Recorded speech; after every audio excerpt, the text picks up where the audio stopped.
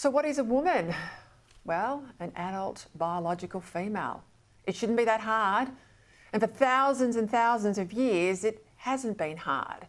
Until the Marxist lefties infiltrated officialdom and we ended up with this nonsense in the West that anyone can just self-identify and overnight, bingo, you are what you say you are. And all of us have to defy reality to pretend gender hasn't changed when we know, when gender has changed, when we all know chromosomes haven't.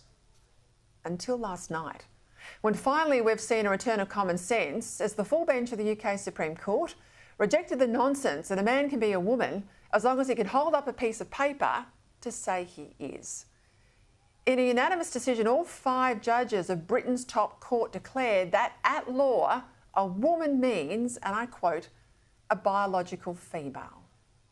The unanimous decision of this court is that the terms woman and sex in the Equality Act 2010 refer to a biological woman and biological sex. So biological men who get a certificate saying they're female are not legally women for the purposes of the British Equality Act. To allow this, said the judges, would make the law incoherent. Now, finally, an end to the nonsense of chest feeding rather than breastfeeding, and an end to offensive terms like person with a cervix instead of woman, or birth individual instead of mother, terms that render us diminished as women. Now, as you know, this has been something I've been railing against for over 7 years now, ever since I started hosting this program, and long before many others in the media were prepared to call out the activists.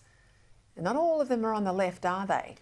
Just look at the now disgraced and removed Liberal Party leadership in Victoria that expelled Moira Deeming for the crime of attending a rally to defend the biological rights of women and girls.